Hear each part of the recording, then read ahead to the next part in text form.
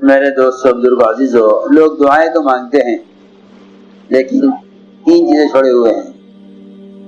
ایک چھوڑے ہوئے ہیں دعا کی قبولیت کے مواقع ہے، دعا کی قبولیت کے مواقع ہے۔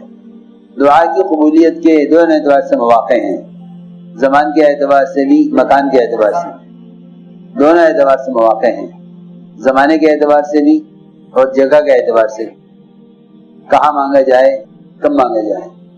تو ایک تو امت چھوڑی ہوئی ہے دعا کی قبولیت کے اسباب میں سے کہ دعا کے مواقع چھوڑے ہوئے ہیں، دعا کے مواقع پر اسباب کا قبضہ ہو گیا ہے، دعا کے مواقع پر اسباب کا قبضہ ہو گیا ہے۔ لوگ دعاؤں کی جگہ اسباب مانگتے ہیں، حالانکہ اللہ رب العزت جو اسباب کی کسی بھی طرح کسی بھی درجے میں محتاج نہیں ہیں، اللہ سے لوگ اسباب قبولی کیوں مانگتے ہیں؟ اللہ سے بجائے حاجت کو مانگنے کے اسباب کو مانگتے ہیں، کیونکہ سمجھتے ہیں کہ حاجت اسباب سے پوری ہوگی۔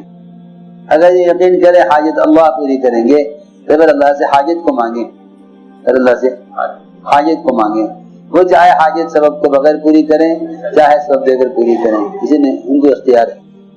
دوسری بات یہ ہے کہ لوگ یہ نہیں جانتے دعا کی قبولیت کی کیا شرائط ہیں، لوگ نہیں جانتے کہ دعا کی قبولیت کی کیا شرائط ہیں۔ سب سے پہلی بات تو یہ ہے کہ کسب حلال شرط ہے دعا کی قبولیت کے لیے، پھر دعا کی قبولیت پر یقین شرط ہے، قبولیت کے لیے یقین شرط ہے۔ اللہ رب العزت اس کے یقین کو پرکھنے کے لیے اور اس کے ایمان کے امتحان لینے کے لیے اس کی دعا کی قبولیت کے باوجود اس کی حاجت کو مؤخر کرتے ہیں، حاجت کو مؤخر کرتے ہیں، دیکھنے کے لیے کہ یہ اپنی دعا میں کتنا یقین پر ہے۔ جو یقین والے ہوتے ہیں وہ مانگتے ہی رہتے ہیں، اور یقین والے نہیں ہوتے وہ دو چار بار مانگ کر چھوڑ دیتے ہیں، یہ چیز ملنے والی نہیں ہے۔ ایک بات یہ ہے کہ یہ نہیں جانتے کہ دعا کو کیسے شروع کیا جائے، دعا کو کیسے شروع کیا جائے۔ دو چیزیں ایسی ہیں کہ جن کے بغیر دعا زمین آسمان کے درمیان معلق رہتی ہے، دو چیزیں ایسی ہیں جن کے بغیر دعا زمین آسمان کے درمیان معلق رہتی ہے، قبول نہیں ہوتی۔ ایک ثنا، دوسرے صلات، ثنا اور دو چیزیں، اور انہی دو کا لوگ اہتمام نہیں کرتے، ثنا اور صلات۔ اللہ کی حمد اور محمد صلی اللہ علیہ وسلم پر درود، ان دو کے بغیر دعا آسمان کے درمیان معلق رہتی ہے۔ اس لیے کہتے ہیں کہ دعا میں پہلے اللہ کی حمد، اللہ کی ثنا، اللہ کی بڑائی، اس کی وحدانیت کو بیان کیا جائے، پھر دعا مانگی جائے۔ درود شریف کے بغیر بھی دعا معلق رہتی ہے زمین آسمان کے درمیان۔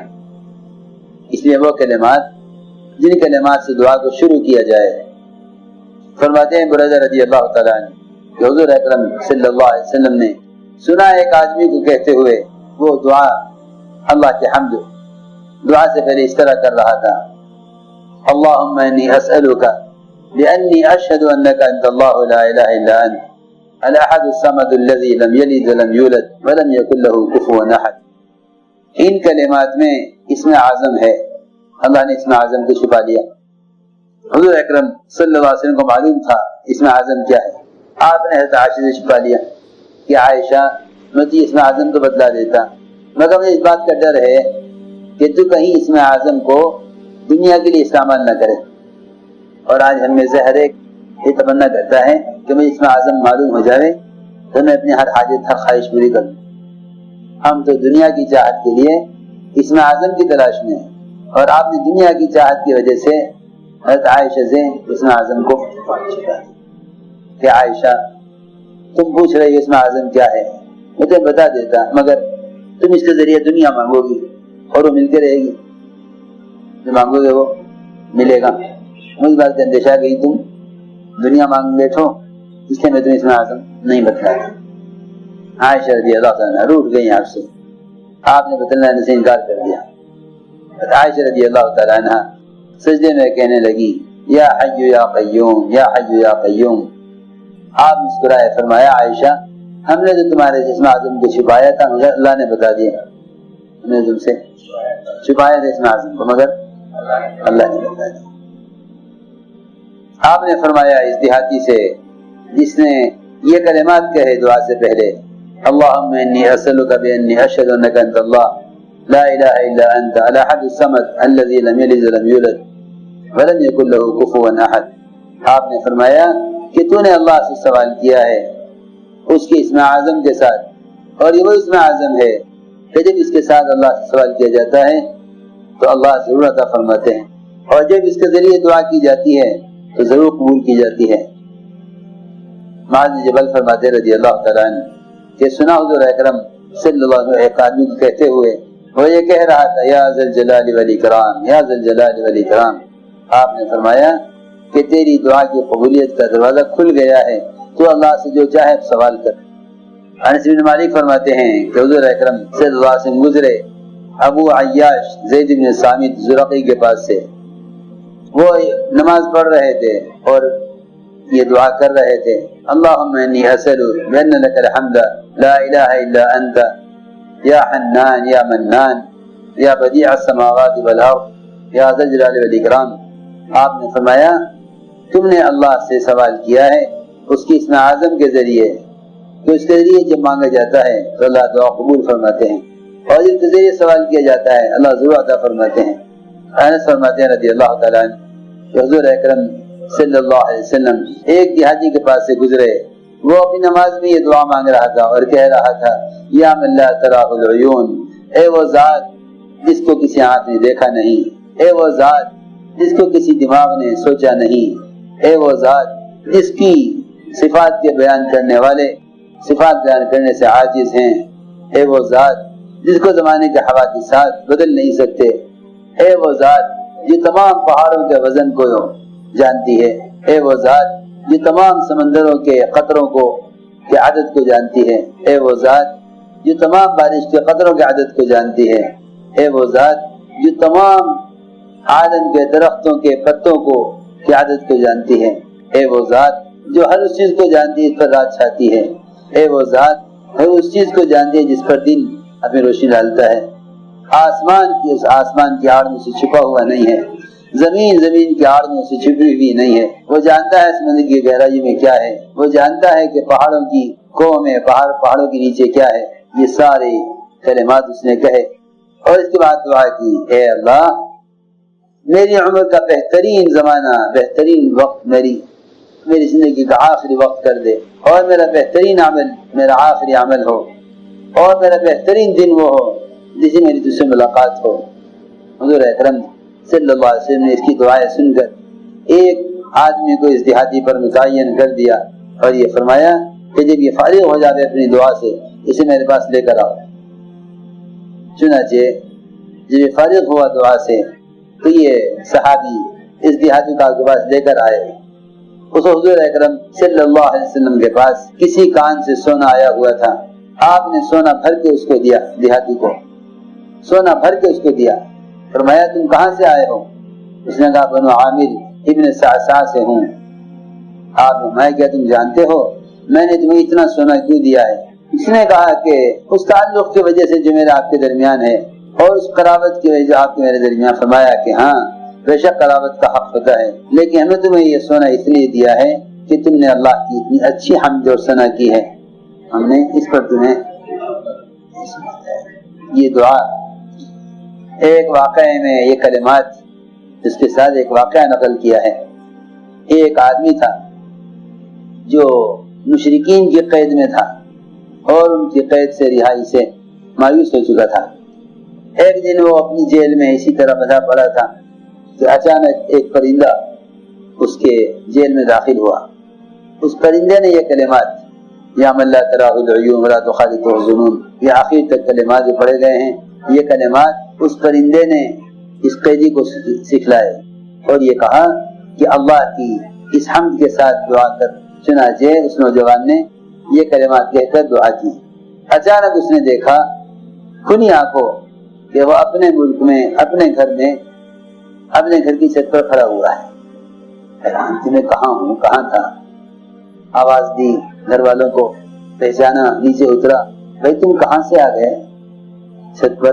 कि मैं तो जेल में था, मैंने ये कलिमात पढ़े और वहां से अल्लाह ने मुझे यहाँ मुंतकिल कर दिया। उन्होंने कहा कि देखो अल्लाह ने तुम्हें ऐसी जेल से नजात दी, तुम्हें चाहिए कि इस साल शुक्राने में हज करो। चुनाचे वो गया हज में, उसे तो एक ही दुआ याद थी, वो इसी दुआ को तवाफ करते हुए बैतुल्लाह में पढ़ रहा था। अचानक पीछे से एक आदमी ने हाथ रखा इसके मोंढे पर और ये कहा कि ये दुआ तुम कहाँ से पढ़ रहे हो? इस दुआ को तो मेरे और एक परिंदे के अलावा दुनिया में कोई नहीं जानता, तुम्हें ये दुआ कहाँ से आ गई? इस दुआ को मेरे और एक अलावा कोई दुनिया में नहीं जानता, ये दुआ तुम्हें कहाँ से आ गई? उसने कहा हाँ, मुझे ये दुआ परिंदे ने ही सिखलाई है, मुझे ये दुआ परिंदे ने ही सिखलाई। तो बुजुर्ग कहने लगे कि ये दुआ मेरे परिंदे के अलावा कोई नहीं जानता और ये दुआ दुआए खिज़र है और मैं खिज़र हूँ। दुआ दुआए खिज़र कहलाती है और मैं खिज़र हूँ। इस दुआ का मेरे परिंदे के अलावा कोई नहीं जानता। उस आदमी ने सारा किस्सा सुनाया कि मैं इस दुआ को पढ़कर इस तरह अपने घर पहुंचा हूँ। वही मैं कर रहा था कल भी कि दुआएं तो सब याद करते हैं, इन दुआओं के साथ माजी में जाहिर के खिलाफ क्या वाक़यात पेश आए हैं उन वाक़यात को लोग याद नहीं रखते, इसलिए दुआओं पर यकीन नहीं है। फरमाती हैं आयशा रज़ी अल्लाह ताला अन्हा कि मैंने सुना है फरमाते हुए हुज़ूर अकरम सल्लल्लाहु अलैहि वसल्लम को, ए अल्लाह मैं तुझे सवाल करता हूँ तेरे उस नाम में, पाक नाम के साथ, जो नाम पाकीज़ा है और बरकत वाला है और तुझे ज्यादा महबूब है, वो नाम जिसके जरिए तुझे पुकारा जाए तो दुआ कबूल करता है और उसके जरिए सवाल किया जाए तो दुआ अता करता है और उसके जरिए रहम तलब किया जाए तो रहम करता है और उसके जरिए कुशादगी हासिल की जाए तो कुशादगी अता फरमाता है। हज़रत आयशा फरमाती हैं एक दिन फरमाया हुज़ूर अकरम सल्लल्लाहु अलैहि वसल्लम ने, ए आयशा क्या तुझे मालूम है कि अल्लाह ने मुझे वो अपना नाम बतला दिया है जिसके जरिए अगर मांगा जाए तो दुआ कबूल होती है? फरमाती मैंने अर्ज़ किया रसूलल्लाह मेरे माँ बाप आपको कुर्बान हो, मुझे सिखला दीजिए वो क्या है। फरमाया नहीं आयशा तेरे लिए तो बतलाना मुनासिब नहीं है, तेरे लिए बताना मुनासिब नहीं है। हज़रत आयशा फरमाती हैं जब आपने मुझे ना बताया तो मैं एक तरफ को सिमट के बैठी, थोड़ी देर तो मैंने इंतजार किया कि आप मुझे बताएंगे, फिर मैं उठी और मैंने आपके सर का बोसा लिया और मैंने अर्ज़ किया रसूलल्लाह मुझे ये दुआ, मुझे ये इसमें आज़म बतला दिए। फरमाया नहीं है आयशा तेरे लिए मुनासिब नहीं है, तेरे लिए मुनासिब नहीं है, क्योंकि ऐसा ना हो कि तो इसके जरिए दुनिया मांग बैठे। हज़रत आयशा फरमाती है मैं उठी, मैंने वज़ू किया, फिर मैंने 2 रकात नमाज पढ़ी, फिर मैंने कहा अल्लाहुम्मा इन्नी अदऊका अल्लाह व अदऊका अर्रहमान व अदऊका अल-बर्र अर्रहीम व अदऊका बि अस्माइकल हुस्ना कुल्लिहा मा अलिमतु मिनहा व मा लम अअलम अन तग़फिर ली व तरहमनी। फरमाती हैं हुज़ूर अकरम सल्लल्लाहु अलैहि वसल्लम बहुत खिलखिला कर हंसे और फरमाया कि ए आयशा हमने तो तुम्हारे से छुपाया था लेकिन अल्लाह ने तुम्हारे तो नाम अपना बतला दिया। अल्लाह के इन नामों में जो तुमने लिए हैं इसी में वो नाम है जिसके जरिए तुमने अल्लाह से दुआ की है। ये हज़रत आयशा ने ये कलिमात कहे थे अल्लाहुम्मा इन्नी अदऊका अल्लाह व अदऊका अर्रहमान व अदऊका अल-बर्र अर्रहीम व अदऊका बि अस्माइकल हुस्ना कुल्लिहा मा अलिमतु मिनहा व मा लम अअलम। अल्लाहुम्मा इन्नी अदऊका अल्लाह व अदऊका अर्रहमान व अदऊका अल-बर्र अर्रहीम व अदऊका बि अस्माइकल हुस्ना कुल्लिहा मा अलिमतु मिनहा व मा लम अअलम।